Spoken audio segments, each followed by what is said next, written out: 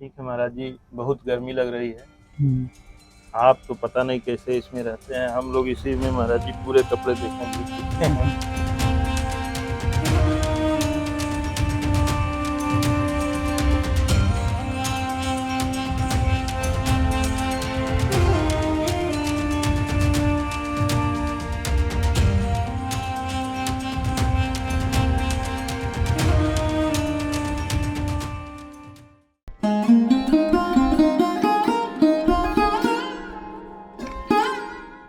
महाराज जी जय सिया राम।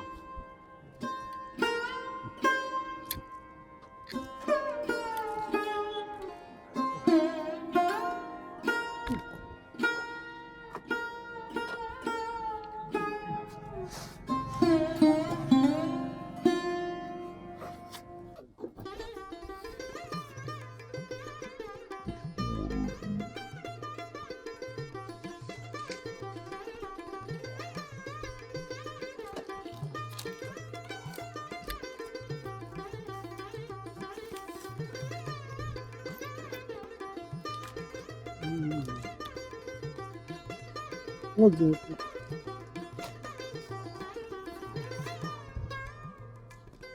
महाराज जी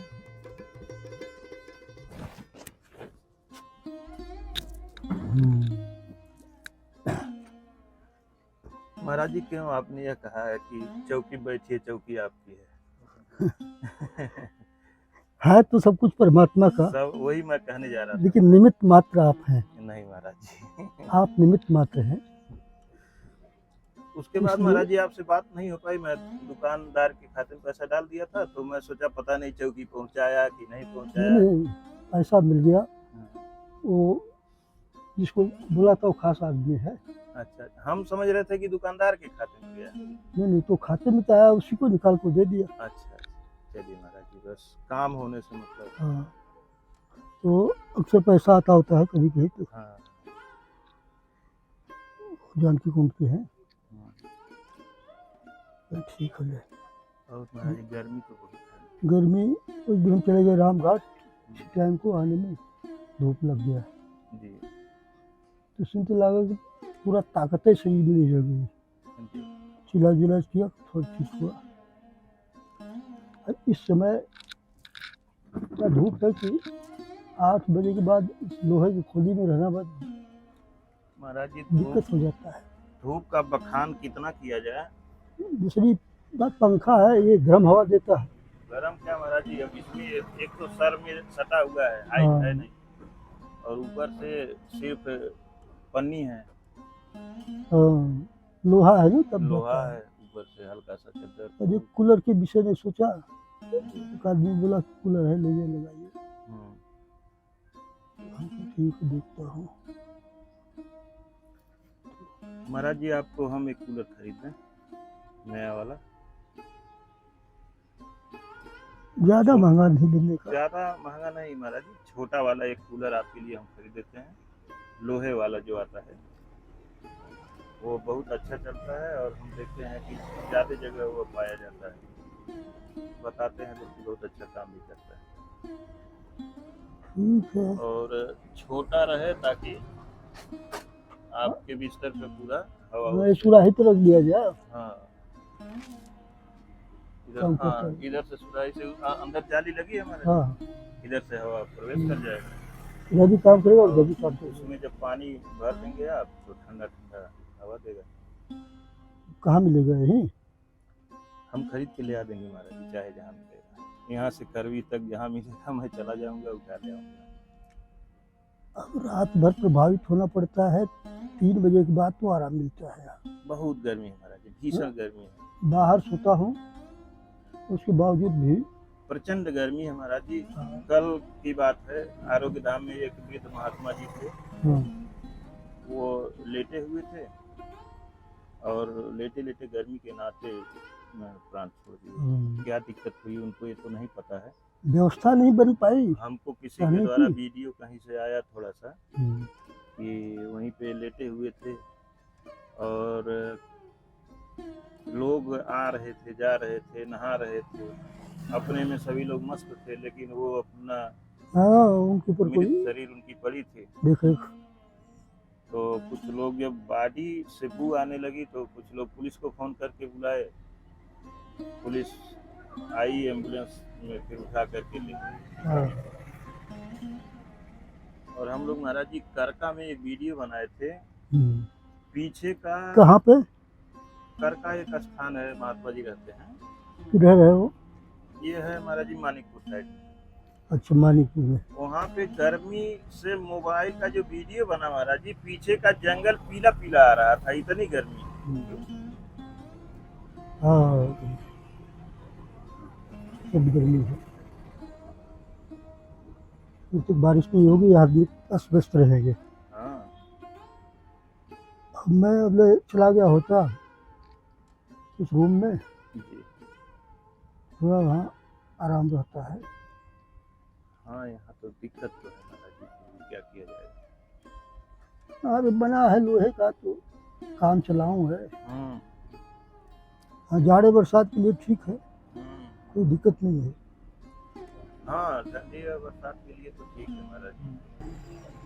महाराज जी, जो आप ये गमछा बांधे हुए हैं, तो गाड़ी में एक अचला है, हम ले आते हैं, ये फटा हुआ है महाराज जी थोड़ा सा। गाड़ी कहाँ है? गाड़ी बस पीछे अच्छा, खड़ी है महाराज जी, तो पहले हम ले आते हैं, उसके बाद फिर ले आइए।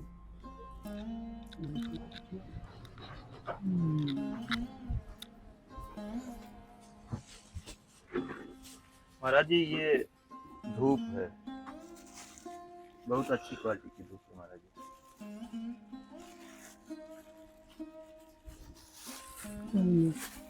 इतना ज़्यादा है कि हाँ? बहुत है तो अगरबत्ती है, कहूँ चलिए ठीक है। ठीक है महाराज जी, पूजा में यूज होगा।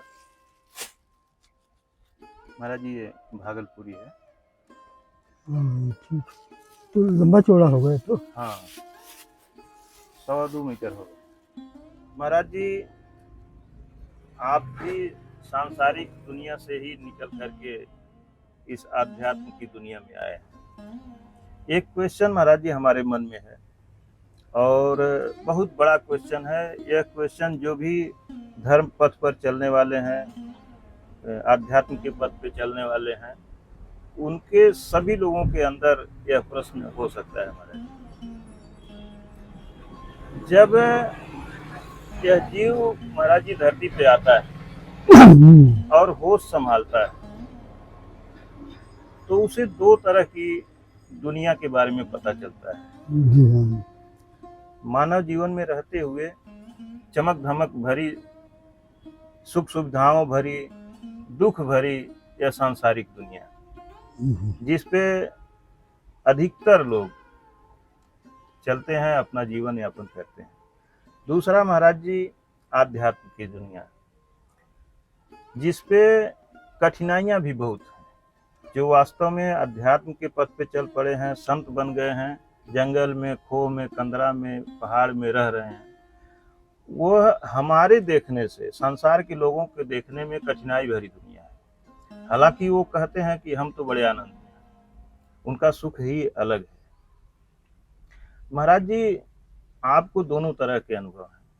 हम आपसे महाराज जी जानना चाहते हैं कि आदमी को किस तरह के रास्ते पर चलना चाहिए ताकि उसका जीवन भी सुखमय बीते और उसका आगे का, जो कहते हैं कि यह लोक और परलोक दोनों अच्छा हो जाए। तो महाराज जी किस रास्ते पे चल करके दोनों लोक को सही किया जा सकता है? यह संसार द्वंद्वमय है जी। इसको मानस में तुलसीदास ने लिखा है कि जड़ चेतन गुण दोषमय, विश्व की निधि करतार। करतार यानी बनाने वाले ने इस जगत को गुण और दोषमय बनाया है। अब संत हंस गुण गही पे परिहरिवार विकार। संत हंस होते हैं,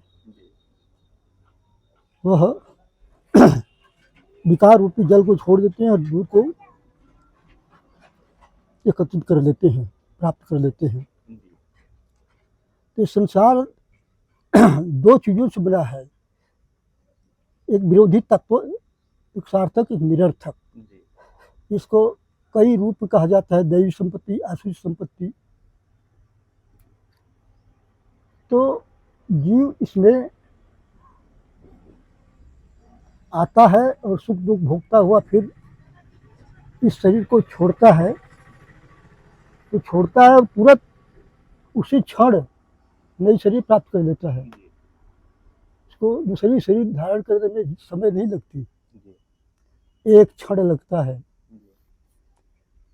जी जीव मन सहित पांचों ज्ञानेंद्रियों को लेकर के जी जिस शरीर को छोड़ता है उसमें से जाकर के नई शरीर को धारण कर लेता है।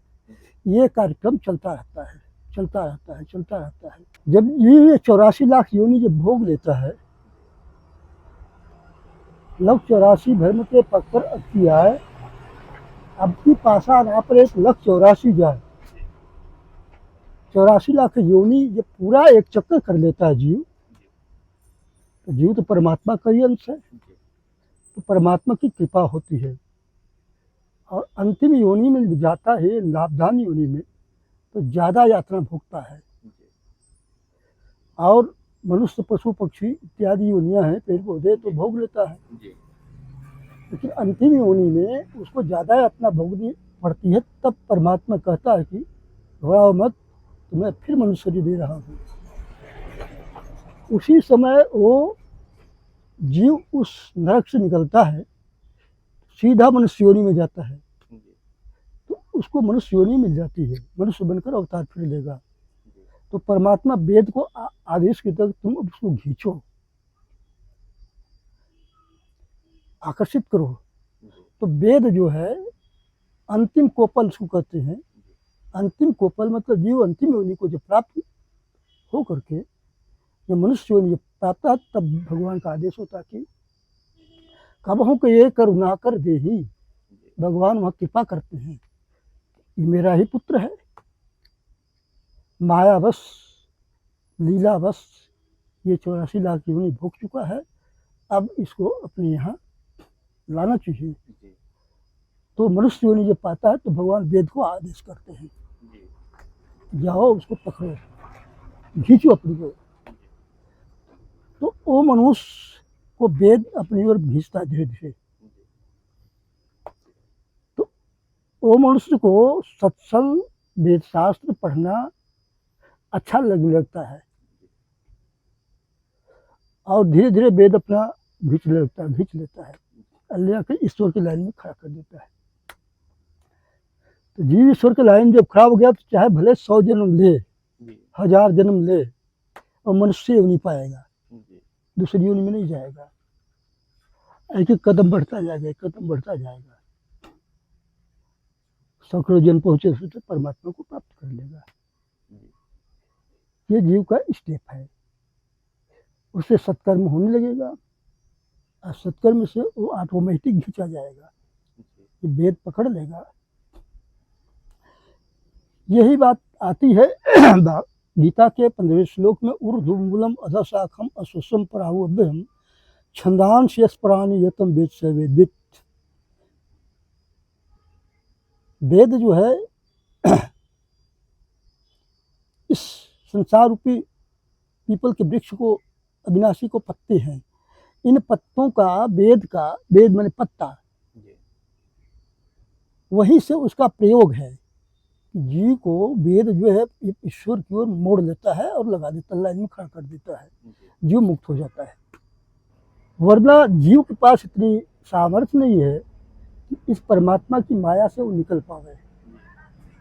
बिना परमात्मा की कृपा से जीव निकल नहीं सकता, क्योंकि माया बड़ी सुंदर है, इससे निकलना बड़ा कठिन काम है, कोई नहीं निकल सकता। जिसके ऊपर परमात्मा की कृपा होती है वो जीव निकल पाता है। ये आपके प्रश्न का उत्तर रहा। जीव फिर अपने पिता के पास चला जाता है, अपने धाम चला जाता है। जबकि संसार में भ्रम रहा है तब तक वो माया के अंतर्गत है। महाराज जी, मैंने पूछा कि जैसे सांसारिक दुनिया में जो लोग जी रहे हैं, मैंने कहा कि अधिकतर लोग जब होश संभालते हैं तो संसार की चमक धमक भरी जिंदगी में जीवन यापन करते हैं। प्रकृति जो है और कुछ ही लोग ऐसे होते हैं जो अध्यात्म के लाइन पे चलते हैं, संत बन जाते हैं, हाँ कठिनाई भरे जीवन को जीते हैं। हाँ, तो यही है, सत्कर्म जब हो जाता है जी शरीर से, तो सत्कर्म जो है उठा करके ईश्वर के पथ पर फेंक देता है। जी। हाँ, जीव से थोड़ा भी सत्संग हो गया। तो महाराज जी, क्या सत्कर्म जो होता है, जैसे अगर सांसारिक जीवन में आदमी जी रहा है, मेरे प्रश्न का निचोड़ ये है महाराज जी, मैं ये जानना चाहता हूँ कि संत लाइन में कठिनाई भरे जीवन को जी करके अपना जीवन आगे का बना लिया जाता है, लेकिन क्या सांसारिक जीवन में जी करके भी वह लाभ पाया जा सकता है? कोई मार्ग है, कोई माध्यम है कि जो लाभ संत महात्मा पुण्य अर्जित कर लेते हैं, क्या वह सांसारिक जीवन में रह करके भी प्राप्त किया जा सकता है? कोई ऐसी है व्यवस्था महाराज? व्यवस्था तो है। जी देखिए, संत लोग जो होते हैं, पहले तो 3 जन्म भजन करने के बाद तो त्यागी होते हैं, जी 7 जन्म भगवान का भजन करने के बाद तो सन्यासी होते हैं। जी 7 जन्म भजन करेंगे तो सन्यास मार्ग नहीं, मंजिल का नाम है। जी मंजिल मतलब परमात्मा को प्राप्त करना सन्यास है। जी सर्वस्व का त्याग, सर्वस्व का त्याग सन्यास है, जी अर्थात शरीर का भी त्याग। शरीर प्रकृति में है, जी तो इस शरीर का भी त्याग, समाधि में शरीर समाप्त हो जाती है, जी शरीर रह नहीं जाती। जीव का इस शरीर से कोई संबंध नहीं, जी शरीर को छोड़कर निकल जाता है, वह संन्यास है, सब कुछ त्याग। जी लेकिन भजन की पूर्ति के लिए केवल कर्म फल का त्याग ही त्याग है। जी संन्यास और त्याग के बारे में भगवान चर्चा किया। अर्जुन ने पूछा कि त्याग और संन्यास के नियम बताइए। भगवान ने कहा संपूर्ण का त्याग संन्यास है। जी संन्यास त्याग की चरमोत्कृष्ट अवस्था है। जब सर्वस्व का त्याग जब हो जाता है, अर्थात संन्यास, तो जीव परमात्मा को प्राप्त हो गया, वह संन्यास है। तब तक भजन जब तक पूर्ण नहीं होता, तब तक केवल कर्म के फल का त्याग ही त्याग है। जी अब यदि नहीं कर पाए संत लोग, तो उस मार्ग में चल रहे हैं लेकिन पहुंचे नहीं, उनको कई जन्म, हजारों जन्म लग जाएगा।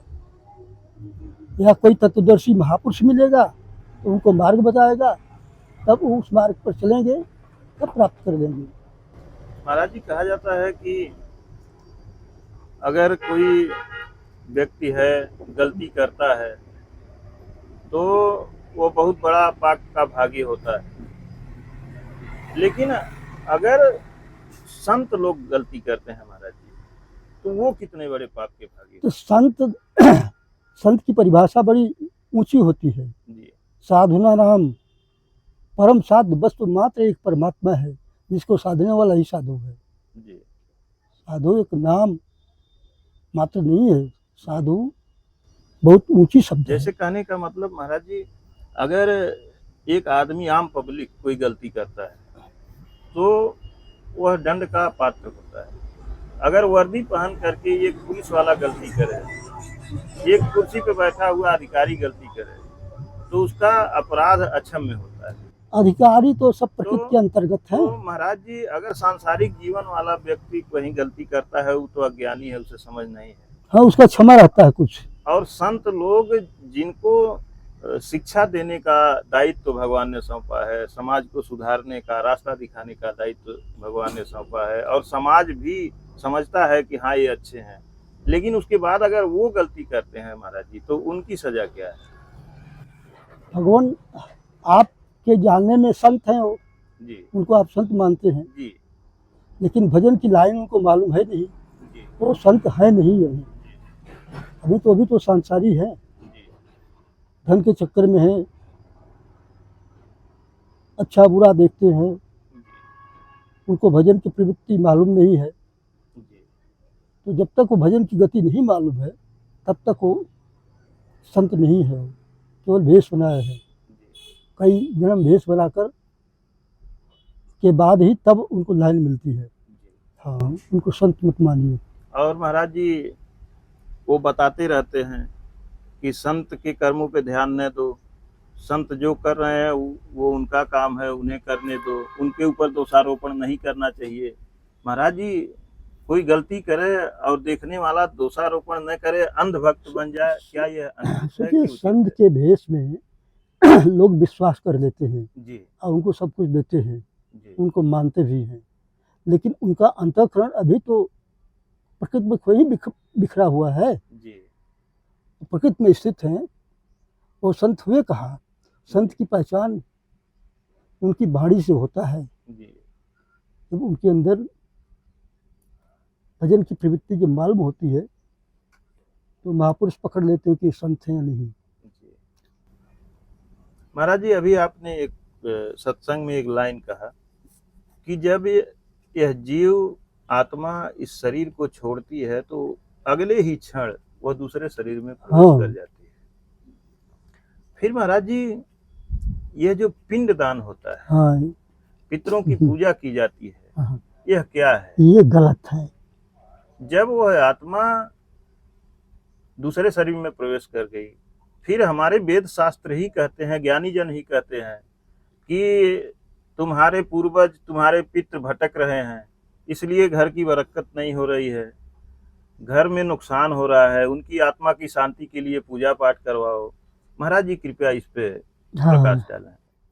ये जब इस शरीर का स्वामी जीवात्मा, हम बताया ना जी जब इस शरीर का त्याग करता है, यह च उक्रामति ईश्वर गिरत्वा एतानि संयाति वायु गंधानि आस्यात्।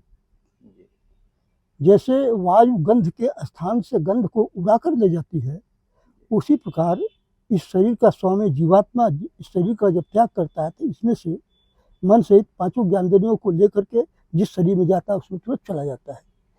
यही बात भगवान ने अर्जुन से कहा। अर्जुन ने कहा कि प्रभु मैं युद्ध नहीं करूंगा, क्योंकि युद्ध से सनातन धर्म का लोप होगा, कुल की स्त्रियां दूषित होंगी और संकर पैदा होगा, जो कुल और कुघातियों को सदा नरक में ले जाने के लिए होता है। भगवान ने कहा कि अर्जुन ये अज्ञानता तुम्हें कहाँ उत्पन्न हुई? ये अज्ञानता है कि पिंडोदक क्रिया लुप्त हो जाएगी, पितर तर जाएंगे। जब जीवात्मा एक क्षण में ही दूसरी शरीर धारण करती है कि पिंडोदक क्रिया लुप्त हो जाएगी, पितर भ्रष्ट हो जाएंगे, ऐसा है नहीं। हाँ, इस बात को अपने दिमाग से निकाल दीजिए। ऐसा है नहीं, ये कर्मकांडियों की रचना है। कर्मकांडी रच करके देश को कमाने खाने का रास्ता बनाए हैं, ये है कुछ नहीं। सब लोग बताएंगे नहीं जी, कर्मकांडी नहीं बताएंगे जी महाराज जी। ये चीज अधूरा जो है वो भी नहीं बताएंगे, जिसका अधूरा ज्ञान है वो भी नहीं बता पाएंगे। और ये चीज हम भी पढ़े हैं महाराज जी, गीता में भगवान ने कहा है कि शरीर जब यह आत्मा जब शरीर को छोड़ती है, जैसे आदमी कपड़े बदलता है, एक वस्त्र उतारता है दूसरा धारण करता है, उसी तरह से आत्मा एक शरीर को छोड़ करके दूसरे में प्रवेश कर जाती है। तो वही प्रश्न उठता है महाराज जी कि अगर आत्मा तुरंत प्रवेश कर जाती है, अपने कर्म के अनुसार वो अपना दूसरा शरीर धारण करती है, जब संस्कार पूरा हो जाता है, जैसे मान लीजिए कोई लड़का 6 महीने में मर गया, तो 6 महीने में उसका संस्कार पूरा हो गया, इसलिए 6 महीने में उसकी शरीर पुरानी हो गई, बुढ़ी हो गई। संस्कार के अनुसार नया संस्कार जन्म लेना है तो वो शरीर चाहे 6 महीने का हो, चाहे साल भर की हो, चाहे 10 साल की हो, वो शरीर छूट जाती है, फिर नए संस्कार में नई बॉडी मिलती है। अब संस्कार जब तक रहेंगे, 30 विकारों की बनी हुई ये बॉडी है, इसमें सत रजतम तीनों गुण इस जीवात्मा को इस बॉडी में जोड़ते हैं। तो जब तक सत रजतम तीनों गुण रहेंगे तब तक जीव किसी न किसी रूप में शरीर प्राप्त करता ही रहेगा। ये तीनों गुण के मुक्त होने के बाद ही जीव को छुट्टी मिलती है, वरना उसको शरीर धारण करना ही पड़ेगा। तीनों गुण शांत होने के बाद तो जीवात्मा के सारे संस्कार समाप्त हो जाते हैं और जीव मुक्त हो जाता है। जी महाराज जी, अभी सत्संग में आपने कहा कि माया बड़ी सुंदर है, यह किसी को छोड़ती नहीं है। फिर कहा जाता है कि माया में क्यों पड़े हैं, माया से निकलना चाहिए। तो महाराज जी, माया से कैसे निकला जाए? कोई रास्ता है इससे निकलने का?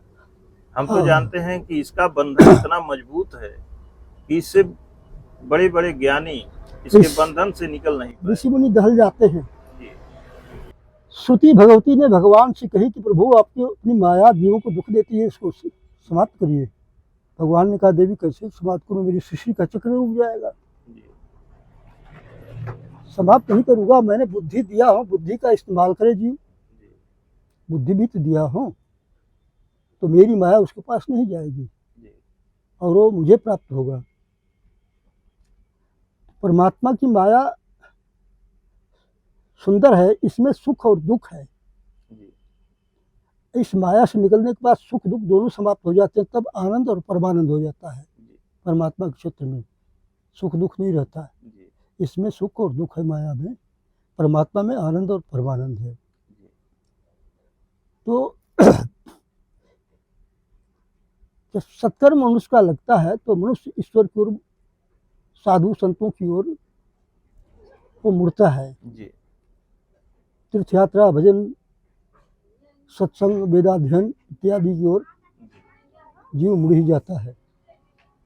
और अंतिम बताया ना कि अंतिम योनि, अंतिम कोपल जब प्राप्त कर लेता है तो जीव को परमात्मा स्वयं खींच लेता है कि मेरा ही पुत्र है। 84 लाख योनि भ्रम लिया, एक चक्कर लगाने में चारों युग बीत जाते हैं, तो एक चक्कर लगता है। सतयुग, द्वापर, त्रेता, कलयुग, तो जीव एक चक्कर लगा लेता है, तब परमात्मा स्वयं खींच लेता है, क्योंकि ईश्वर अंश है, उसी का पुत्र है। भगवान कृपा करते हैं और उसको निकालकर मनुष्य शरीर में भेजते हैं। फिर जीव तो आता है, भगवान से गर्भ में वादा करता है कि मैं भजन करूंगा, लेकिन बाहर निकलते ही कहाँ करने लगता है, अपना पहचान करने लगता है। लेकिन फिर भी उसके बाद भगवान वेद को आदेश देते कि उसको खींचो, फिर नीचे गिरेगा तो बहुत यातना भोगेगा, क्योंकि भगवान दयालु हैं, दया करते हैं जीव के ऊपर। अंतिम चक्कर लगाने के बाद परमात्मा स्वयं खींच लेता है।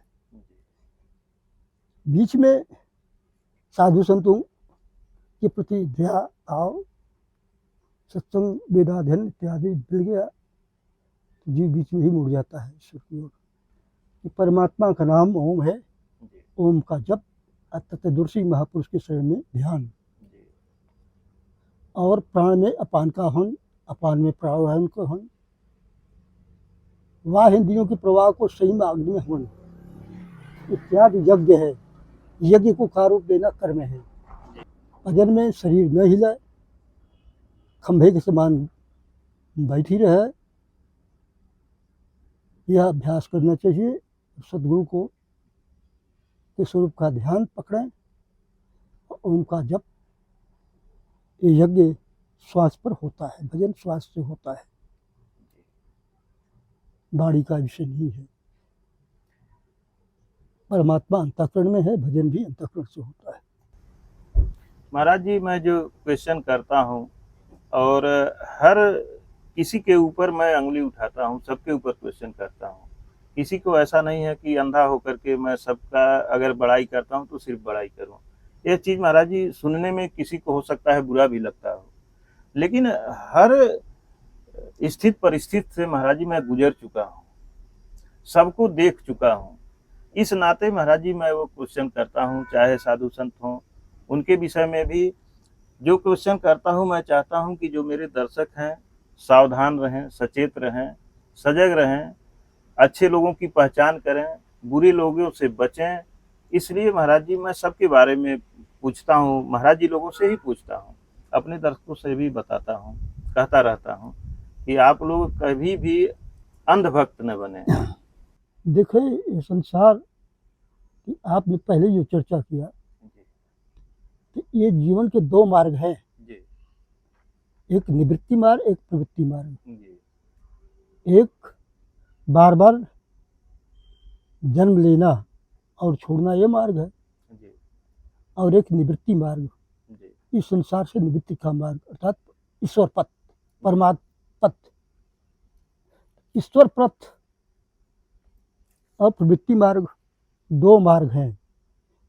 उसी को अनेक प्रकार से कहा गया है, जी गुण दोषमय, दैवी संपत्ति, आशील द्वंद्व, कई ढंग से संत लोग उसको कहते हैं।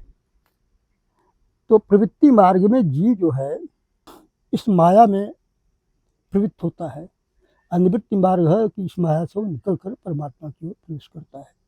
एक आप गीता ले लीजिए, अड़गानंद स्वामी की लिखी हुई, और उसको आप अध्ययन करिए जी तो आपकी सारे शंकाओं का समाधान हो जाएगा। और जो है जी थोड़ा हम भी सहायता कर देंगे। भजन चालू कीजिए। भजन चालू होने में कई जन्म लग जाते हैं तो भजन चालू होती है।